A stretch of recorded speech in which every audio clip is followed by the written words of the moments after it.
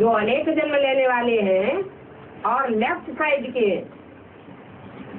वो जास्ती कमजोर बन जाते हैं, इसलिए वो पहले कन्वर्ट हो जाते हैं दूसरे धर्मों में।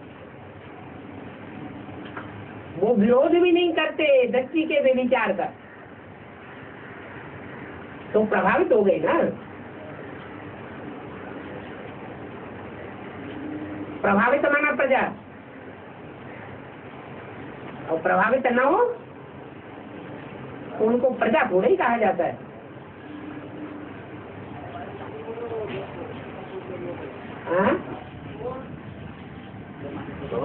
महाभारत में दो अश्वत्थामा दिखाए, एक हाथी वो मर जाता है और एक अश्वत्थामा रहता है। वो तो उन्होंने व्याख्या दी है एक की, क्या मति भ्रम पैदा करने के लिए एक कोई दो तरह से दिखाई दिया, बाकी ऐसे नहीं कि अश्वत्थामा दो है। एक ही होता है। हाँ जी। तो कौरवों का साथ देता है। हाँ जी, हाँ जी। और उसके बारे में ये कहते हैं कि वो अभी भी भटक रहा है, क्योंकि उसको मृत्यु नहीं है।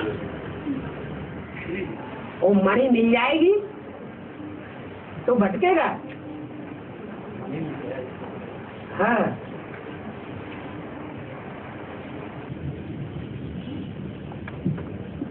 बाबा ये जो इस्लाम धर्म की आत्मा है, वो जो देवताओं की तरफ दिखाया है, इस्लाम धर्म की आत्मा। हाँ जी।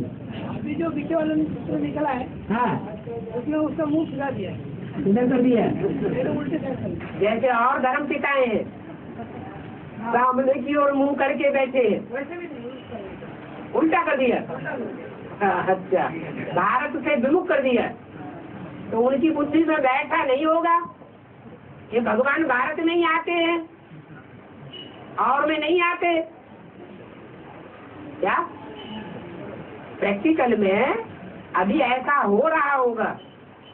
जो इस्लाम धर्म में कन्वर्ट होने वाली आत्माएं हैं, उनकी बुद्धि में ये नहीं बैठ रहा है, उन्होंने पक्का कर दिया क्या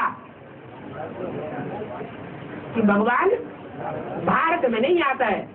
किसमें आता है?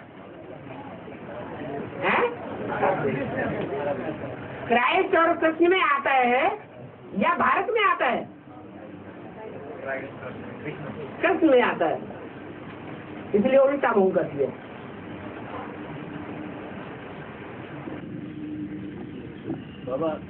बाबा ने शनि के बारे में बताया है, लेकिन मंगल, राहु और केतु के बारे में बताया नहीं बाबा। पहले असुरों का पाठ खुलता है या पहले देवताओं का पाठ खुलता है? कौन अपने को जास्ती लंबे समय तक गुप्त रह करके पाठ बजा सकते हैं? देवताएं अपने को गुप्त रखते हैं। बाप गुप्त तो बाप के बच्चे भी गुप्त। दान मान पद पुरुषार्थ सब गुप्त। और जो असुर होते हैं, जो कुछ भी दान करेंगे पहले सबको प्रत्यक्ष कर देंगे। देखो हमारा मान मर्तबा जास्ती है, हमारी बात पहले मानो।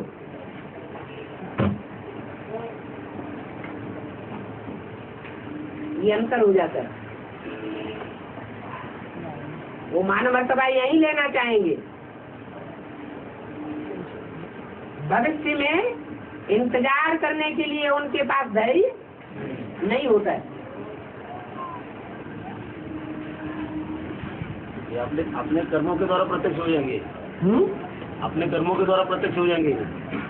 देह अभिमानी पहले अपने को प्रत्यक्ष करता है या आत्मा अभिमानी गुप्त पुरुषार्थ करता है? छुपा रुस्तम, आत्मा गुप्त है या देह गुप्त है?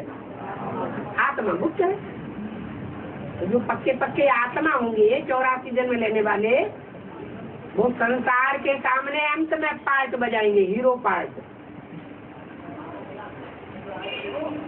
9 लाख सितारे संसार के सामने प्रत्यक्ष होंगे।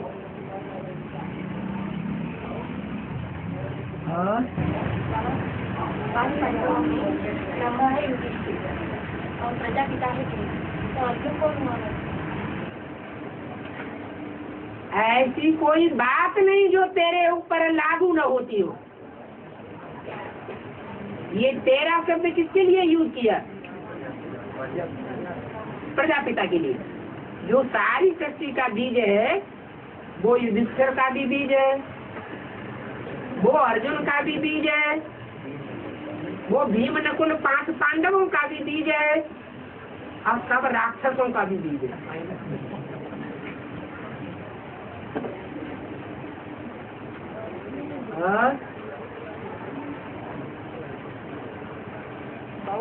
भ्रष्टाचारी दुनिया मेरी है तो भ्रष्टाचारी दुनिया मेरी नहीं है क्या?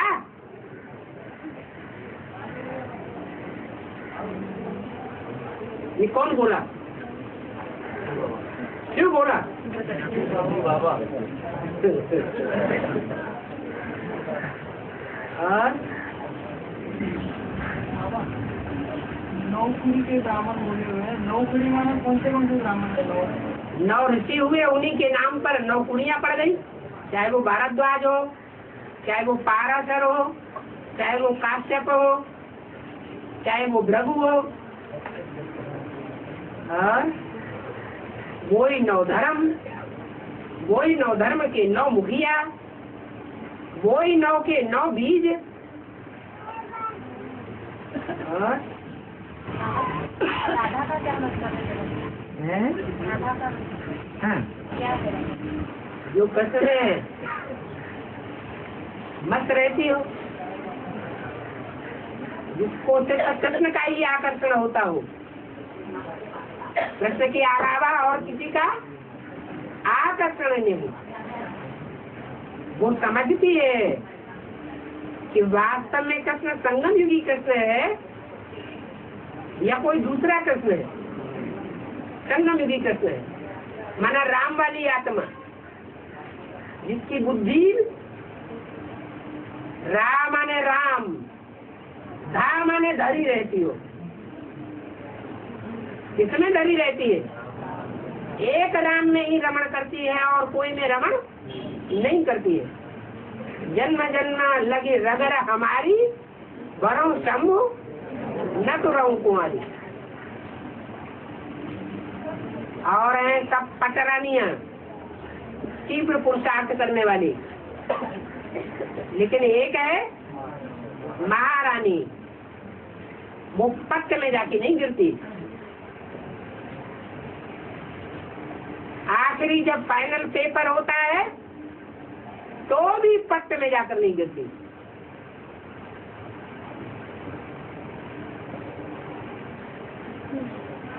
और जैसे सारस्वत ब्राह्मण, पुष्करणी ब्राह्मण, वैसे और 7 ब्राह्मण सरस्वती ज्ञान की देवी मानी जाती है, इसलिए जो ज्ञान में रमण करते हैं वो है सारस्वत। और ज्ञान में रमण नहीं करना चाहते, लेकिन दूसरे लोग उनको पुष्प धक्का दे दे करके चलाते हैं, उनको कहते हैं पुष्करणी। कौन अच्छे हुए? सारस्वत अच्छे हुए। इनको खुद की रमक होती है ईश्वरीय प्रॉपर्टी लेने की। ईश्वर कोई स्थूल प्रॉपर्टी लाता है क्या? भगवान की प्रॉपर्टी क्या है? ज्ञान ही प्रॉपर्टी है। मुरली से प्यार, माना मुरलीधर से प्यार।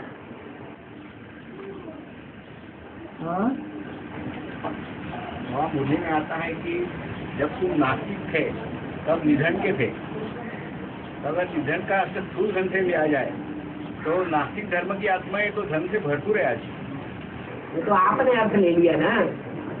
आप चल रहे हैं अलौकिक ब्राह्मण है, अलौकिक दुनिया में है, फिर लौकिक बात क्यों लोग उठाई है? वो धन से आता है ना। नहीं, अभी नहीं आता है, जब रिजल्ट निकलेगा तब आता है। अभी रिजल्ट नहीं निकला है, अभी परीक्षा नहीं हो गई जो पद मिल जाए। पद कब मिलता है? जब परीक्षा में पास हो जाएंगे तो पद मिल जाएगा। और एडवांस में दो तरह की आत्मा है, एक शरीरधारी और एक उसमें प्रवेश करके कार्य करना। बल्कि 3 तरह की आत्माएं हैं। क्या? जो विजयमाला की आत्माएं निकलेंगी वो एडवांस नहीं कही जाएगी, है? वो तो प्रैक्टिकल में आगे बढ़ जाएगी। वो प्लानिंग करते ही रह जाते हैं, वो इंस्पिरेट करते ही रह जाते हैं, और वो प्योरिटी का माल प्रैक्टिकल में ले जाते हैं।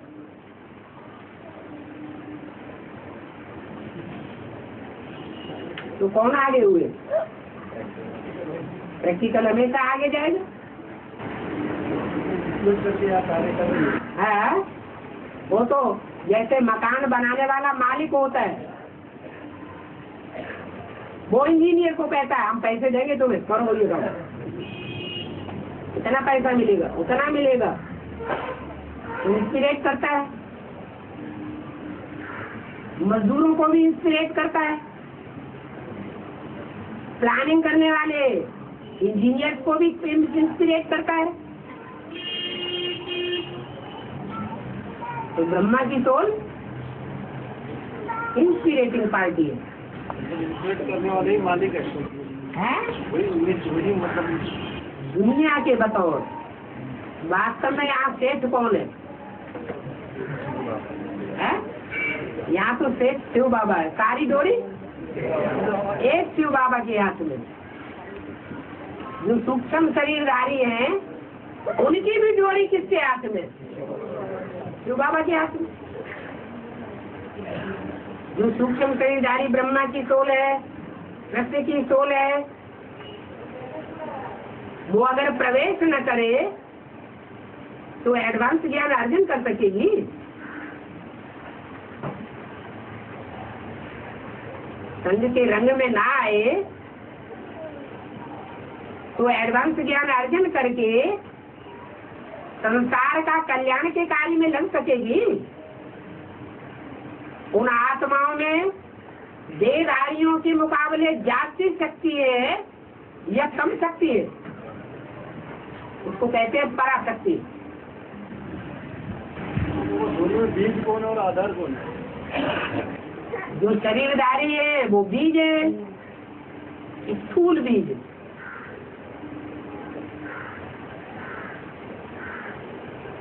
वो उनको जन्म देने वाले हैं, क्योंकि उनको अपना शरीर नहीं है। उनके द्वारा उनको शरीर मिलेगा। उनके शरीर की भी गति तब होगी जब उनमें प्रवेश करके वो पूरा ज्ञान उठावे। इसलिए बोला तुम बच्चों के द्वारा ये सूक्ष्म शरीरधारी भूत प्रेत आत्माएं भी मुक्ति, जीवन मुक्ति को पावेंगी। इनका भी उद्धार तुम बच्चों के द्वारा होगा।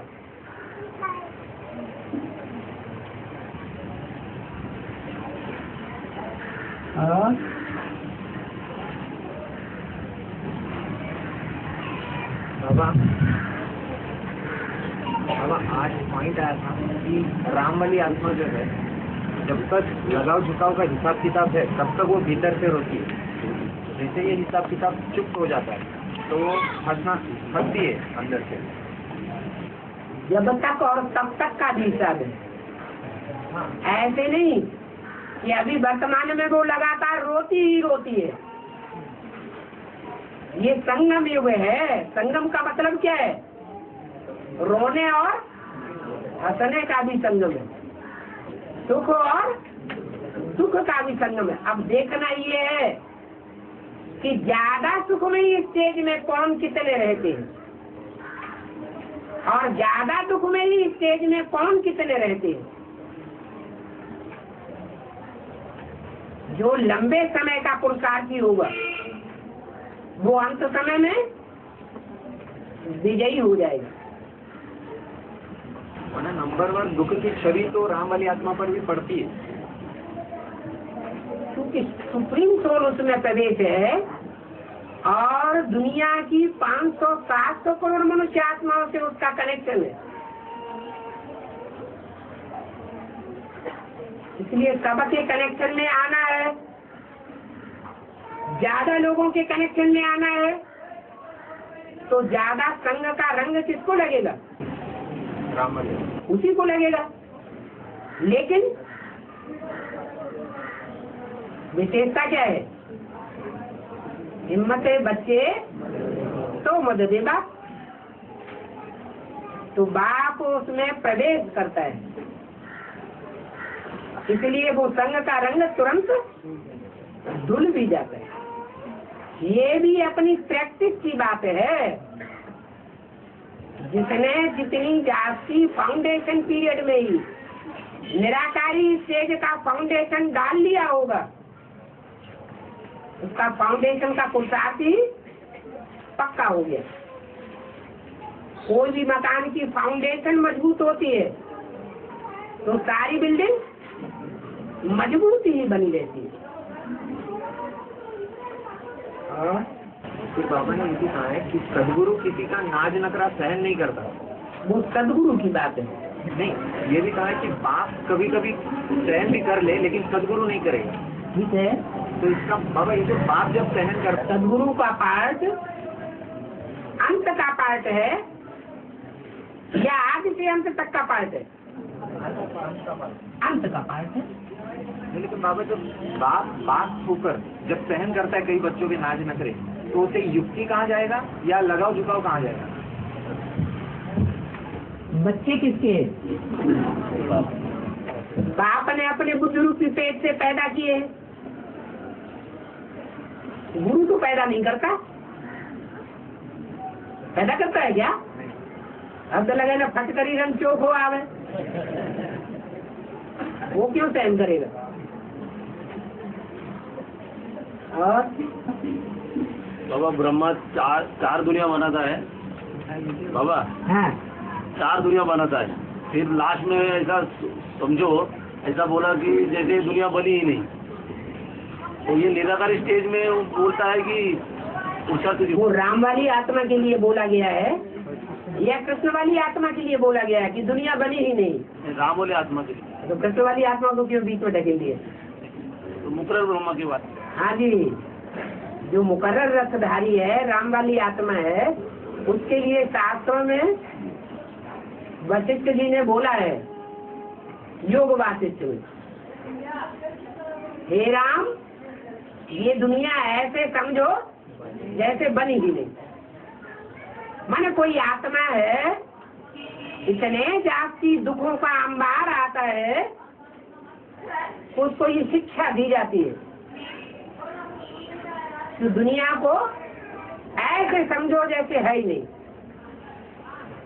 देखते हुए न देखो, सुनते हुए न सुनो। तो नंबरवार ब्राह्मणों के लिए भी लागू। नंबरवार ब्राह्मणों के लिए भी लागू।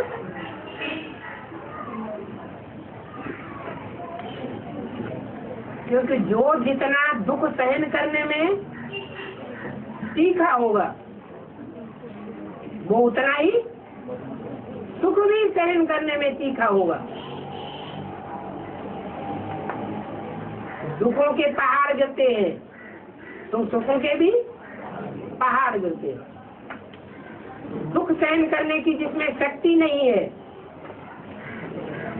उसकी इंद्रियों में सुख सहन करने की भी शक्ति नहीं होगी। दुख सहन करना और सुख सहन करना ये आत्मा का पार्ट है।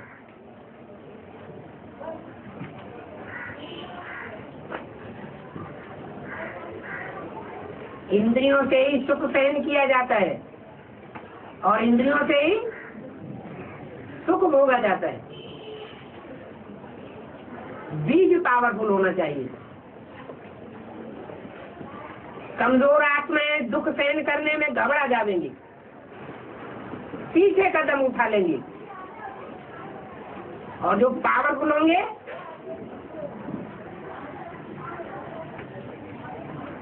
ऐसे होंगे, पावरफुल होंगे, माना भगवान के परिवार के होंगे, जिसे कहते हैं राज परिवार।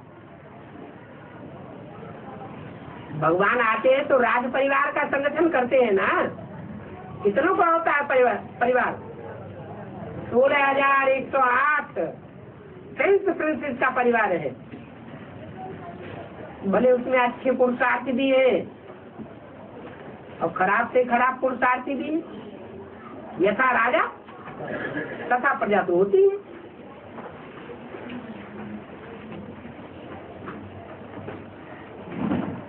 लेकिन है सब पवित्रता का विरुद्ध धारण करने वाली। नंबर 1 भगवान आते हैं तो पहली प्रतिज्ञा का क्या कराते हैं? पवित्र रहो। तो 16,000 पवित्रता का कदम बढ़ाते हैं और बाकी तो प्रजा वर्ग में आते हैं। प्रजा माने प्रभावित होने वाले। इसलिए बोला 16,000 ही सरेंडर होते हैं और बाकी सरेंडर होने की लिस्ट में नहीं आते। ये भगवान आकर के राजयोग सिखाता है। राजयोग सीखने वालों की वास्तव में संख्या कितनी है? प्रजा भी राजयोग सीखती है, लेकिन आज संदेश लिया और कल घर में बैठ गए। हिम्मत नहीं है। और राजयोग सीखने वालों में हिम्मत आती है। बाबा सुदामा को बताया है कृष्ण के बाल सखा, और वो जीवन भर दरिद्र बने रहते हैं, और कृष्ण को दिखाया है कि राजा बने रहते हैं। और अंत में जब वो अपनी पत्नी के कहने पे श्री कृष्ण के पास जाते हैं तो उनको जो है मतलब श्री कृष्ण काफी धन देते हैं। हाँ जी। वो स्थूल धन देखने में तो आता नहीं कुछ है, लेकिन जो धन देते हैं वो बाद में उनके लिए ऐसा धन होता है कि पहचान में नहीं आता है उनके कि हम अपने नगरी में है कि किसी और की नगरी में है। हाँ, ये हमारी ही चीज है या किसी दूसरे की कमाई हुई है। हाँ हाँ। तो ये अंतर क्यों है दोनों में? मतलब दोनों तो एक ही विद्यालय के पढ़े हुए। ये बात कहाँ की है? यही एडवांस की है। ब्राह्मणों की संगत में भी दुनिया की बात है ना। तो यहाँ की बात है तो बाप आते हैं, गरीब निवाज बन करके आते हैं या रईस निवाज बनकर आते हैं?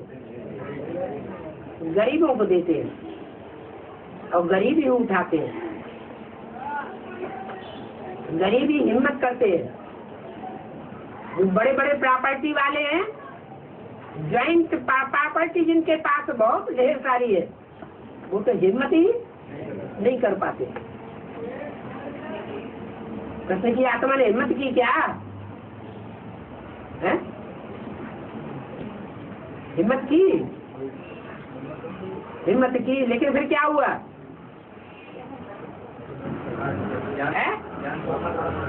क्यों छोड़ना पड़ा? पक्का ज्ञान में निश्चय नहीं हुआ उनको। ज्ञान में निश्चय का मतलब क्या है? बाप की पहचान नहीं हुई, खुद ही भगवान बन के बैठ गए। मुरली में या बेसिक ज्ञान में कोई ऐसा पॉइंट है जिसके आधार पर ये लागू होता हो, सिद्ध होता हो कि दादा लेखराज में ही शिव प्रवेश करता है? कोई प्रूफ है? कोई प्रूफ नहीं। फिर कैसे शिव हम बन के बैठ गए? लोगों ने कह दिया आपके अंदर शिव है, मान गए। सुनी सुनाई बातों से भारतवासी दुर्गति को पाते। भगवान गरीबों को मिलता है और गरीब ही प्राप्ति करते हैं। इसलिए एडवांस में आज तक भी कोई करोड़पति आया है? नहीं आया।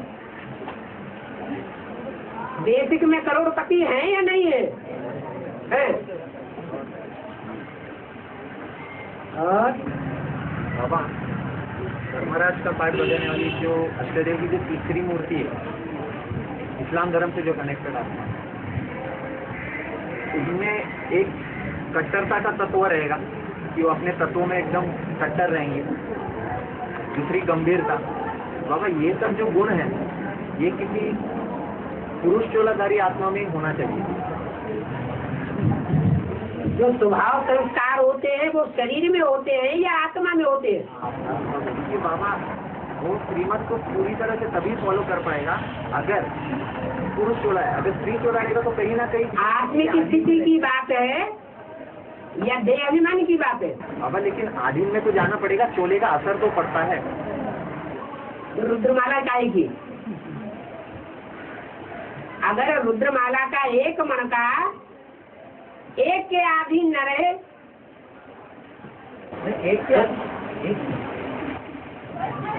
बाप के साथ रहने वाले भी बाप को नहीं पहचान पाते। और एक मन का ऐसा है जो आज के जब से आया तब से लेकर अंत तक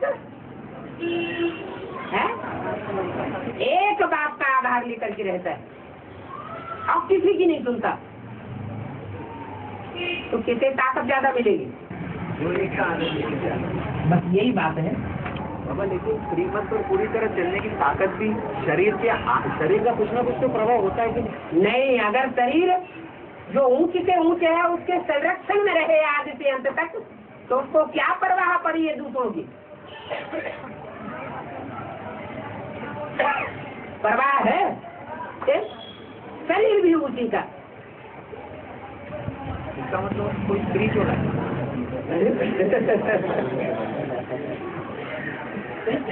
पुरुषार्थ में स्त्री और पुरुष की बात नहीं है, आत्मिक स्थिति की बात है। आत्मा स्वयं भी पुरुष है। बाबा लेकिन स्थूल में कौन सा वो पूछना था? हाँ? स्थूल में कौन है ये पूछना था, क्योंकि ये कोई रुद्रमाला का मां का ही होगा। वो तो लेकिन पुरुष चोला होगा कि स्त्री चोला होगा ये पूछना। सूर्यवंशी पुरुष संस्कार वाले होते हैं या स्त्री संस्कार वाले होते हैं?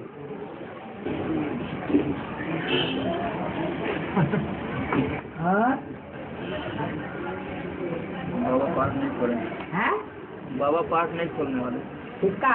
नाम पूछ रहा हूँ कि बाबा का ज्ञान सिर्फ इशारे देता है। अब आत्मिक स्थिति और बीज रूप स्टेज हाँ। क्या डिफरेंस है? आत्मिक स्थिति माने बिंदु, इसका निरंतर रहेगी तो बीज रूप स्टेज बनेगी। निरंतर स्टार की याद है और कुछ परवाह नहीं। परवाह थी पार ब्रह्म परमेश्वर की, वो मिल गया, वो स्थिति बन गई। तो क्या चाहिए? जहाँ आत्मिक स्थिति है उस आत्मिक स्थिति से परमात्मा बाप दूर ही नहीं। और बाबा लौकिक में वो जम्मू कश्मीर का जो शिवलिंग है बर्फ का, वो अभी पिघल रहा है। मतलब बहुत सारा पिघल गया है वो। तो उसकी जो ये बता रहे हैं कि मनुष्य जब ज्यादा वहाँ पे इकट्ठे हो रहे हैं उनके वाइब्रेशन की वजह से वो पिघलना शुरू हुआ, गर्मी की वजह से। ठीक है, तो उसका मतलब एडवांस में इस तरह का कोई वाइब्रेशन चल रहा है क्या?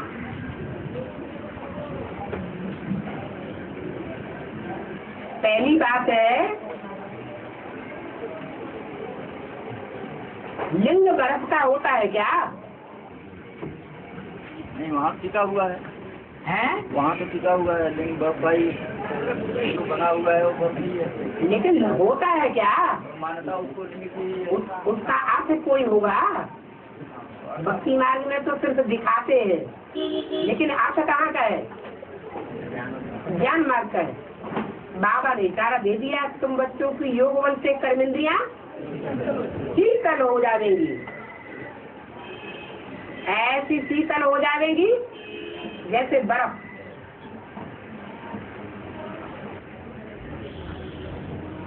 ये तो लास्ट की स्टेज बताई है, लास्ट की स्टेज बताई।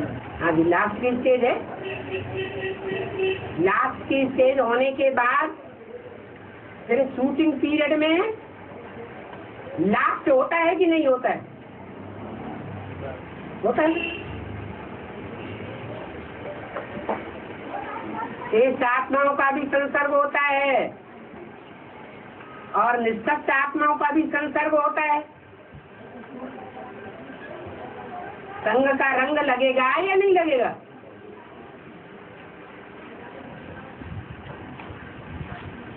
और बताते हैं कि वहाँ पे आसाराम बाबू के कुछ भक्त गए थे, आसाराम बाबू खुद गए थे वहाँ प्रवचन कर रहे थे बैठ के। हाँ जी, और उनके हेलीकॉप्टर वगैरह से वो लोगों का जाना हुआ वहाँ पे, और उसके वाइब्रेशन जो हुआ वहाँ पे वो प्रदूषण, उसकी वजह से वो सबसे वो पिघलना शुरू हो गया, ऐसा बताते हैं।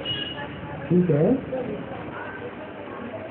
भक्ति मार्ग में आसाराम बापू है, तो ज्ञान मार्ग में कोई आसाराम बापू नहीं है क्या?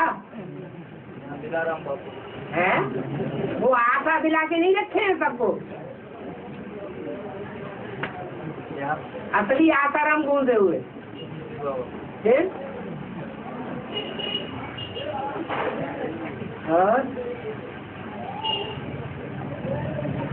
बाबा शुरू में साक्षात होकर के संगठन बना, साक्षात्कार हुए थे। हाँ बाबा ने कहा जो शुरू आदि में हो अंत में होगा। हाँ, तो अंत में बच्चों की स्थिति से साक्षात्कार औरों को होंगे या बाबा कराएंगे?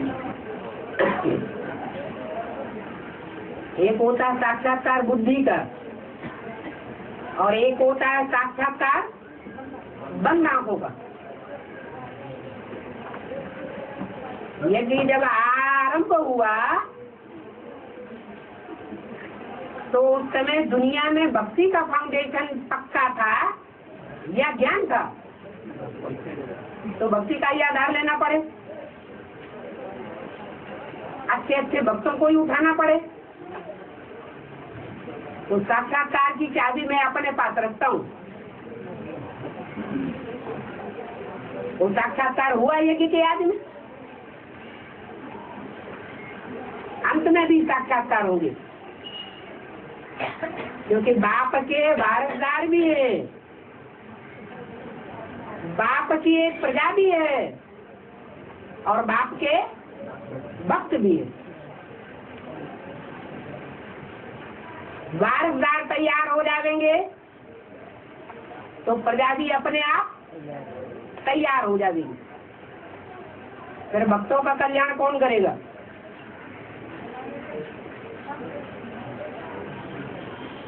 जो बाप की स्टेज है निराकारी, वो निराकारी निर्विकारी निरहंकारी स्टेज ही भक्तों को मैदान में लाएगी। जैसे आज में साक्षात्कार होते थे, अंत में भी साक्षात्कारों की जड़ी लगेगी। तो ज्ञान के साक्षात्कार होंगे, ज्ञान के साक्षात्कार ज्ञानी को आत्माओं को होते हैं।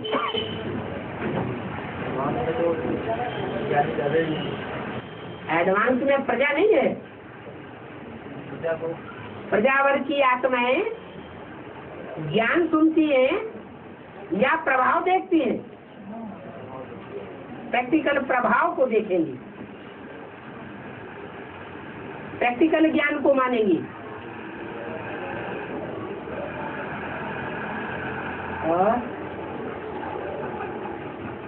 और धर्मों के जो भक्त होंगे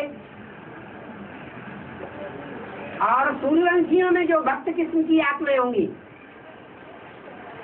उनमें कुछ अंतर होगा या नहीं होगा? नहीं होगा, विशेष अंतर होगा। ऐसे ही और धर्मों की जो प्रजा वर्ग की आत्माएं होंगी और जो सूर्यवंशियों की प्रजा होगी, उस प्रजा की क्वालिटी में भी अंतर होगा। वहाँ यथा राजा तथा प्रजा सब ज्ञानी तू आत्मा होते हैं। ये नहीं कहा यथा राजा तथा भक्त सब एक जैसे होंगे। जबकि बाप के भक्त भी होते हैं।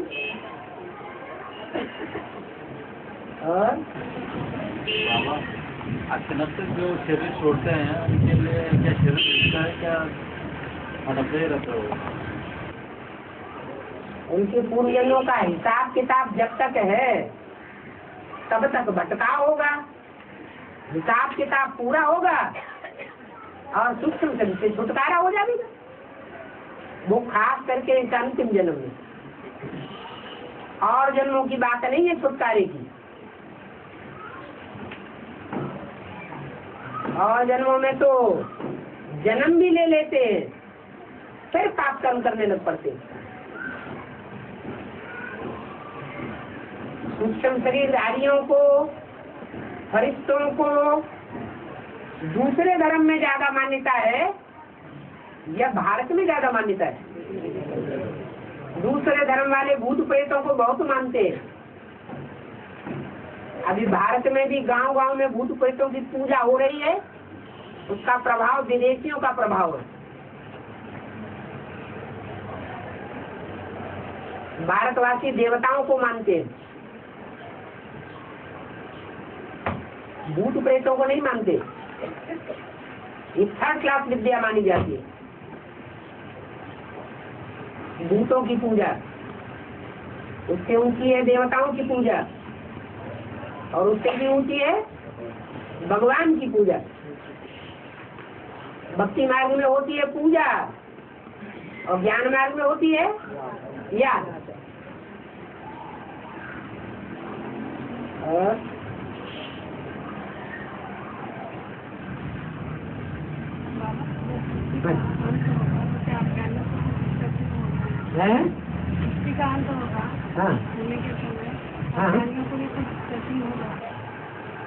अति होती है तभी तो अंत होता है। जो अति होती है तो अंत होता है ना। तो संदेश मिलने की भी अति होगी कि नहीं होगी? ऐसे ही चीटी मार्ग से संदेश मिलता रहेगा, उसकी भी अति होगी, उनका भी कल्याण होगा। ऐसे वो बुजुर्ग आत्माएं जो है ना, उनको द्वापर से लेके कलयुग का जो पीरियड है, मतलब 2500 साल का, संगम युग के पहले वाला, उसमें ये कॉन्शियस रहती है कि मैं अगर मैं अविनाशी आत्मा हूँ। ऐसा वो यहाँ की प्रैक्टिस के आधार पर है। जिनकी यहाँ जितनी जास्ती प्रैक्टिस होती है आत्मिक स्थिति की, वो द्वापर कलयुग में भी जास्ती आत्मिक स्थिति में रह करके मनन चिंतन मंथन की स्टेज में रहेंगे। ये शास्त्र बनाने वाले कौन है? ये मनन चिंतन मंथन की स्थिति इन्होंने कहाँ से बनाई? ये संस्कार कहाँ से पैदा किए? जो जितना बीज रूप स्टेज में टिकने के प्रैक्टिस होते हैं, वो बीज उतना ही विस्तार को पाता है। बीज रूप में टिकने में मेहनत ज्यादा है या विस्तार में जाने में मेहनत ज्यादा है? बीज रूप में टिकने का पुरुषार्थ करना पड़ता है, और जो जितना संकल्प निसंकल्पी स्टेज में टिकता है वो उतना ज्यादा विस्तार में हो जाता है स्वतः ही। उसके लिए प्रैक्टिस करने की दरकार नहीं है।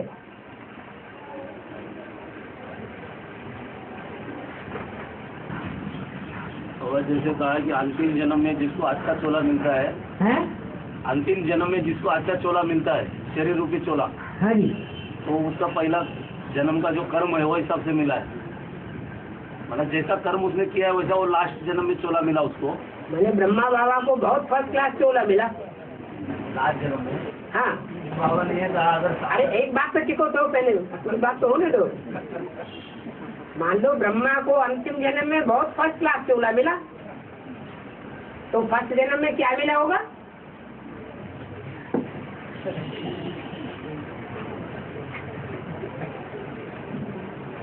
ट्रेन रुक गई क्या? बाबा से ये कहा कि आप जब साधारण होगा, काला काला होगा तो माया के पंजे से बच जाओ। क्या? एक तरफ कहा कि अच्छा चोला है तो पुरुषार्थ अच्छा क्या होगा?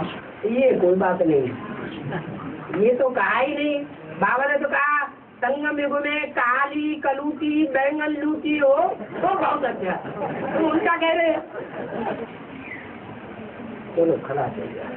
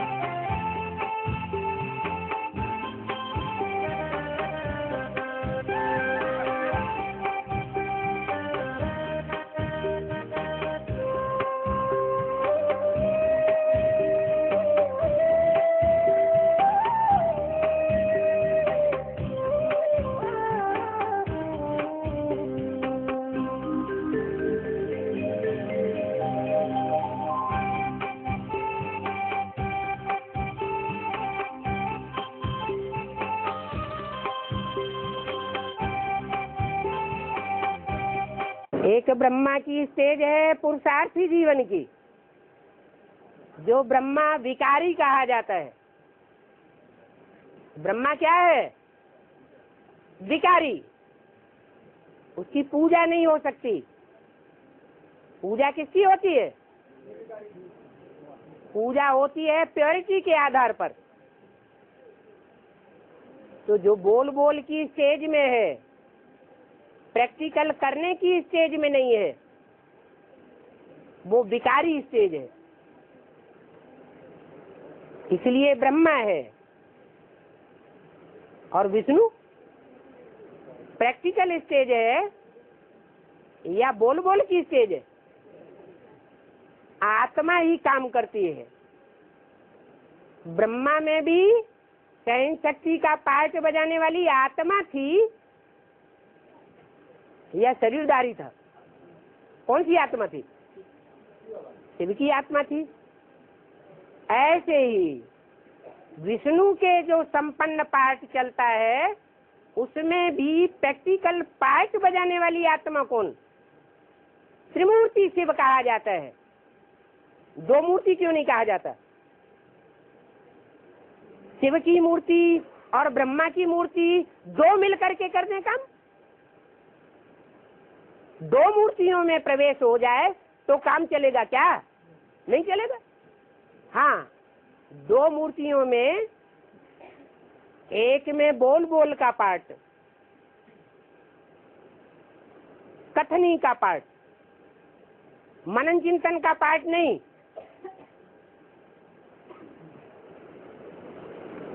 और प्रैक्टिकल पार्ट भी नहीं, वो ब्रह्मा का पार्ट। दूसरी मूर्ति कथनी भी है और मनन चिंतन मंथन भी है, प्लानिंग भी है नई दुनिया की, लेकिन प्रैक्टिकल गुप्त है। क्योंकि बाप गुप्त होकर के आते हैं, प्रत्यक्ष होकर आते हैं या गुप्त होकर आते हैं? गुप्त होकर के आते हैं। और तीसरी मूर्ति है कथनी नहीं है, क्या है? मंथन नहीं है, क्या है? प्रैक्टिकल करके दिखाने वाली है। दो प्रैक्टिकल करने का कार्य है। पार्वती वाली आत्मा कहो या वैष्णवी वाली आत्मा कहो, राधा वाली आत्मा कहो, उसने 63 जन्म में करके दिखाया, किया है? नहीं किया। फिर यहाँ कौन कर रहा है संगम में? या कौन करा रहा है? शिव कर रहा है, शिव करा रहा है, इसलिए त्रिमूर्ति शिव कहा जाता है। ऐसे नहीं कि विष्णु की मूर्ति को निकाल दिया जाएगा, ऐसे भी नहीं है। कि शिव उसमें प्रवेश ही नहीं होता। प्रैक्टिकल कार्य करके दिखाने के लिए प्रवेश है। मैं करनहार भी हूँ और करावनहार भी हूँ। दोनों पार्ट के द्वारा वो अंत में प्रत्यक्ष होता है। विष्णु की मूर्ति के द्वारा करनहार, ब्रह्मा सो विष्णु, और शंकर की मूर्ति के द्वारा करनहार का पार्ट नहीं बजावे चाहे, लेकिन करावनहार का पार्ट बजाता है। बच्चों से करा के छोड़ेगा। ब्रह्मा का पार्ट जस्ट अपोजिट था।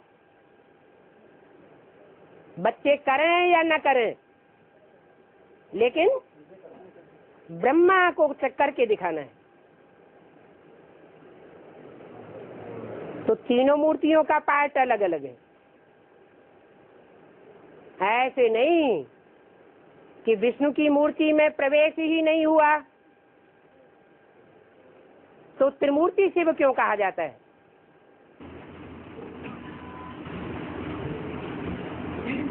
ये आपने एक ही गाना है, ये मुकर्रर रात या तो उससे ही गाना है।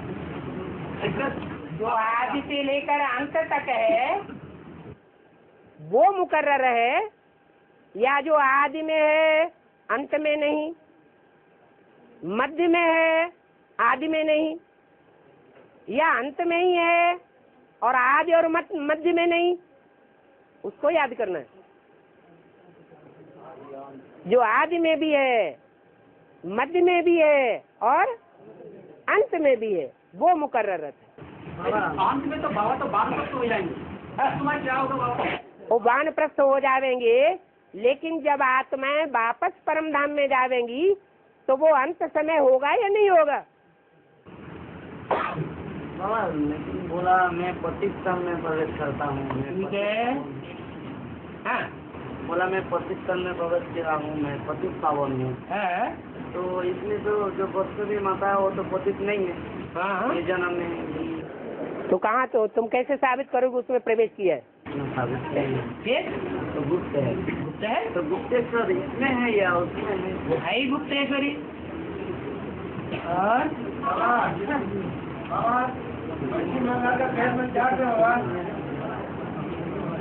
जब बंटवारा नहीं हुआ था हिंदुस्तान पाकिस्तान का, तो न पश्चिम बंगाल था न पूरब बंगाल था, एक ही बंगाल था। जब बंटवारा हुआ तो पश्चिमी पाकिस्तान में बंगाल के 2 हिस्सों में से पूर्वी बंगाल का हिस्सा पाकिस्तान को दे दिया गया।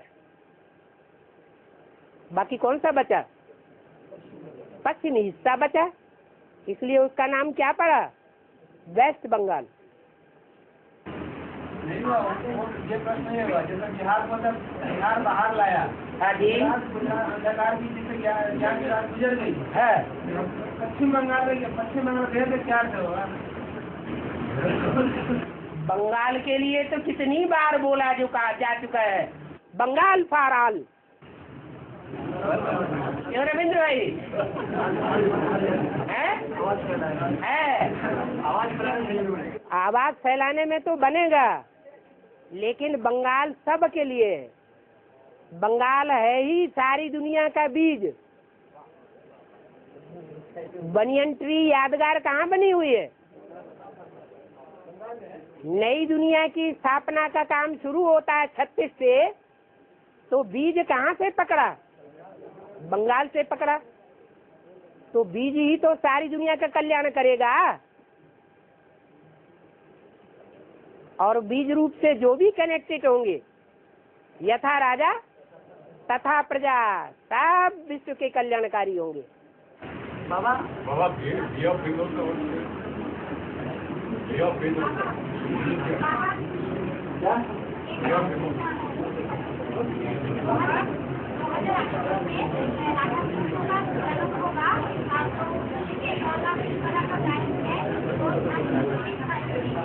अरे बुन बुन बुन करोगे तो जो सुनने में आ रहा है वो भी नहीं आ रहा है।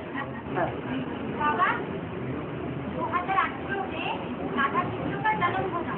इसलिए कहते हैं कि 9 लाख की तरह से गायन है, तो 35 से तो 18 साल होगा, तो उसके बीच क्या हरिचंद का जन्म हो जाएगा? क्या इकट्ठा हो जाएगा? हाँ, मतलब जो जन्म हो जाने के 2 अर्थ भी हैं। उनका पाठ प्रत्यक्ष हो जाएगा। पाठ प्रत्यक्ष होना वो भी जन्म होना है। और 9 लाख सितारे आसमान में चमकेंगे, तो स्थूल में तो 4.5 लाख ही होंगे, बाकी 4.5 लाख उनमें प्रवेश होंगे। तो जो प्रवेश होने वाले हैं, उन प्रवेश होने वाले का फाउंडेशन कहाँ से शुरू होता है? कौन सी आत्मा से शुरू होता है? हैं? मम्मा और बाबा से। तो जैसे मम्मा और बाबा किसमें प्रवेश करते हैं, ये प्रत्यक्ष हो जाता है आदि में। ऐसे ही जो 4.5 लाख हैं जन्म लेने वाले, या बुद्ध रूपी पेट में प्रत्यक्षता रूपी जन्म लेने वाले, वो पहले ही प्रत्यक्ष हो जाएंगे। पता चल जाएगा इस आत्मा का इसमें प्रवेश होता है। जैसे राधा कृष्ण साकार में जन्म ले लिया, वैसे 2036 के बाद वो आप लोगों को जन्म होगा। ये अपने अपने योग बल की बात है। योग बल पक्का होगा तो शरीर 100% निरोगी बनेगा। योग बल में कच्चापन होगा या दूसरे धर्म पिताओं से प्रभावित होगा, तो कच्चापन आ जाएगा। बच्चा प्रत्यक्ष नहीं होगा पूरा। इसलिए 9 लाख की जो संख्या है, वो सतयुग का जो पहला जन्म होगा, 150 वर्ष, उस 150 वर्ष के अंत में 9 लाख जनसंख्या ऊपर से उतरने वाली आत्माएं जो नीचे आके राधा कृष्ण के रूप में जन्म लेंगी और लक्ष्मी नारायण जैसे माँ बाप से पालना लेंगी, वो 150 साल में प्रत्यक्ष होंगी। प्रैक्टिकल साकार शरीर से।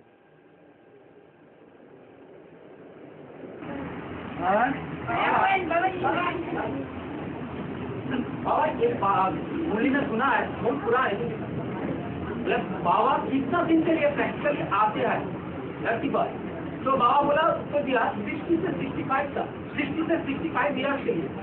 तो बाबा आगे भी बोला आदि से आम तक बाबा ही तो रहेंगे, लेकिन 60 से 65 ईयर्स ऐसे कहाँ से लागू होता बाबा? बाबा किसे कहा जाता है? तो अंत तक रहेगा या नहीं रहेगा? बाबा जब कहते हैं तो जरूर साकार है, और साकार तो मुरली में बोला है इस सृष्टि पर सदा कायम कोई चीज है ही नहीं, सदा कायम एक शिव बाबा ही है। तो ये प्रश्न ही गलत हो जाता है, कब तक रहेगा? मुरली ने सुना 60 से 65 ईयर्स के लिए बाबा आते हैं, ऐसा सुना, इसीलिए है 60 से 65 साल के लिए है बाबा आते हैं। कौन साल कौन ईयर से लागू होता है ये मेरा प्रश्न। 76 से दोस्तों को 76 से होना 60 ईयर्स हम काउंट किया, उस टाइम आप देखते हैं 40 से उस समय बाबा पहचान में आता है, हैं? वो बाबा पहचान में आ जाता है, ब्रह्मा ने पहचाना।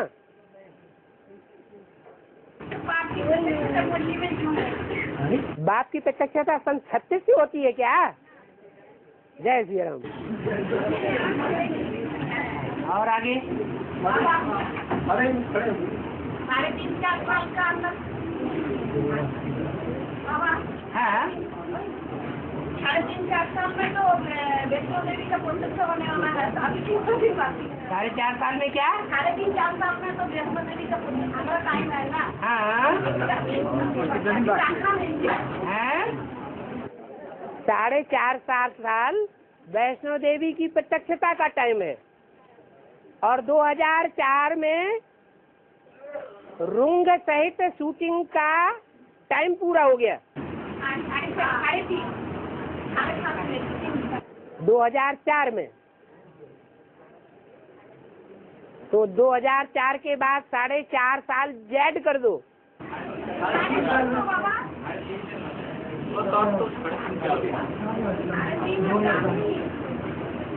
98 और जो 99 है वो द्वापर युग की शूटिंग पूरी होती है, रुंग वर्ष सहित। तो कलयुगी शूटिंग कब से शुरू हुई? 98-99 में तो द्वापर युग की शूटिंग पूरी हुई,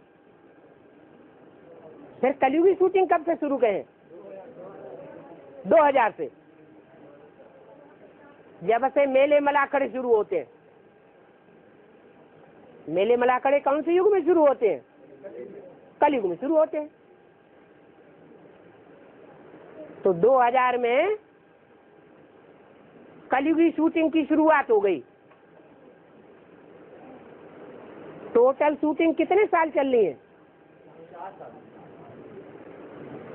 16 साल सतयुग के लिए, 12 साल त्रेता के लिए, 8 साल द्वापर के लिए, तो कलयुगी शूटिंग 4 साल। कब पूरे होते हैं? रुंग सहित 2004 में पूरा होता है।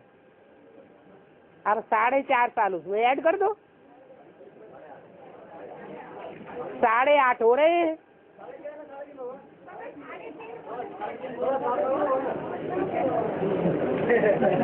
माता जी का खुशी आपको पकड़ लेंगे, शिव मंदिर खाली होगी, दिखा दिए सबको, सबको दिखा दिए।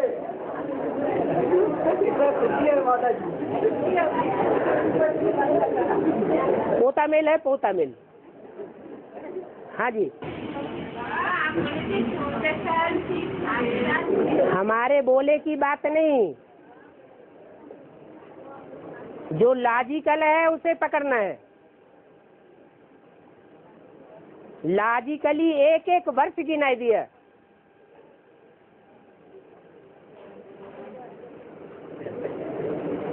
जनसंख्या तब बढ़ती है जब चित्र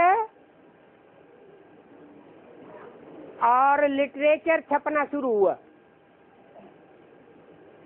सतयुग की शूटिंग शुरू हो गई, जनसंख्या वृद्धि शुरू हो गई।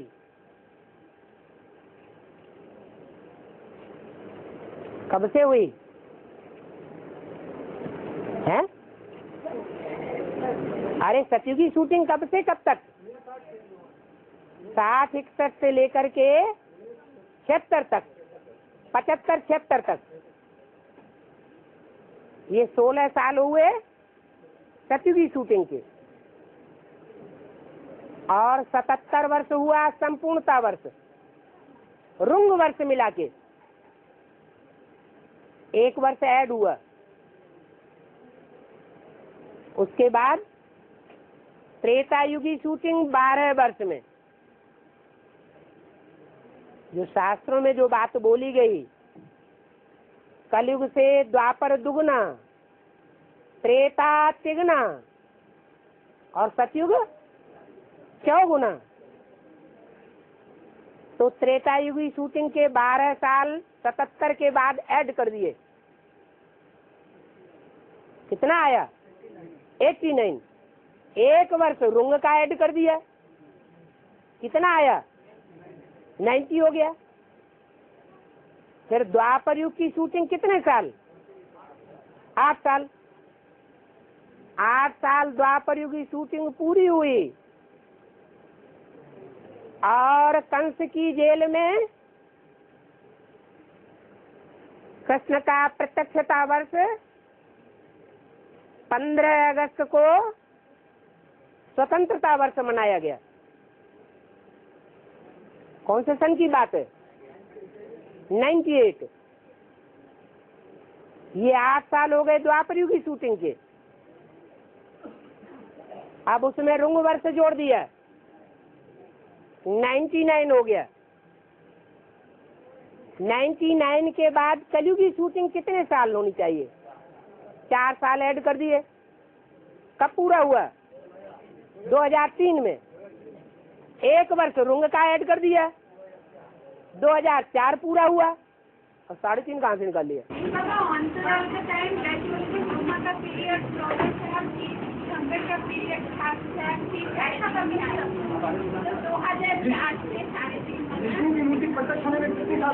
बताया ना, ब्रह्मा को प्रत्यक्ष होने में सन 36 से लेकर के और 47